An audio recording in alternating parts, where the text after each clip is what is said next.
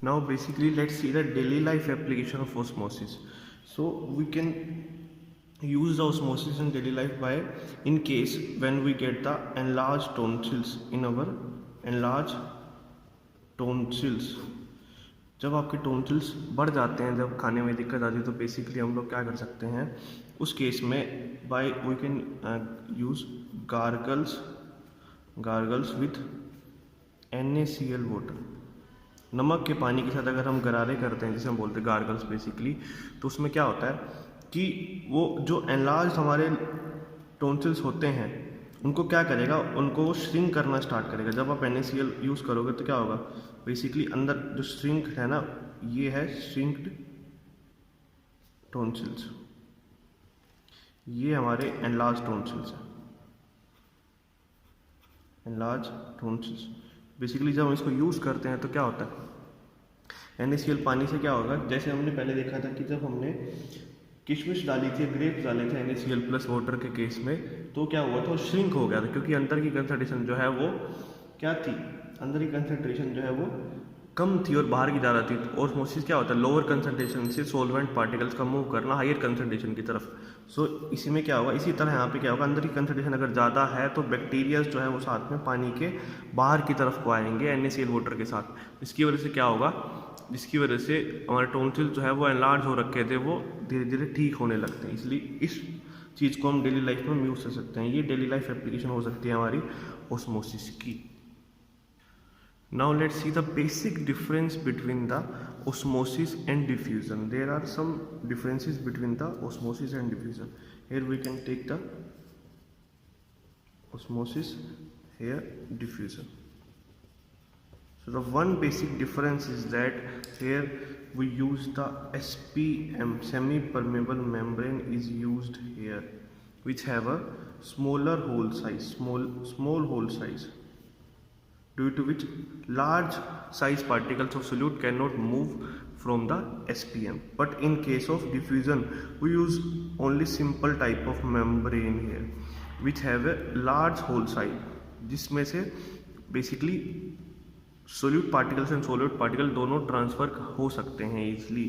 So basic और major difference इन दोनों में यही है, क्या SPM यूज़ करते हैं हम in case of osmosis and we are using diffusion in case of we are using simple membrane in case of diffusion. Second point, major difference is that it applies only on the solution. Osmosis applies only on the solutions, but in case of diffusion it can also apply it for the gaseous phase and solution phase. For both we can use the diffusion part. The third difference is that it can be, जो diffusion है, it can be easily stopped or reversed by applying external pressure. But in case of diffusion it cannot be reversed, because अगर suppose हमने example लिया था KMnO4 plus water का, इसमें क्या basically हम फोर्स अप्लाई करेंगे बासिस को स्टॉप करने की, बट उल्टा केस हो जाएगा इस सिनेरियो, इसमें उल्टा चला जाता है बिल्कुल। इसमें रिवर्स होने के बजाय डिफ्यूजन और तेज होगा। अगर मैं KMnO4 डालूँ यहाँ पे पानी के अंदर, तो क्या होगा, नीचे अगर KMnO4 डिजोल्व किया मैंने, तो जब इसको थोड़ा सा मोशन दूंगा, अगर मैं थोड़ा सा रोटेट करने की कोशिश करूँ ग्लास रोड की मदद से, तो पूरा का पूरा KMnO4 पूरे सोल्यूशन में फैल जाएगा और पूरा का पूरा सोल्यूशन जो है वो पर्पल कलर का बन जाएगा। So it is not easy to be reverse और stop the diffusion, so because it is a natural process, it will take some time but it is a natural process. Fourth difference is that in the case of osmosis only solvent particles flow,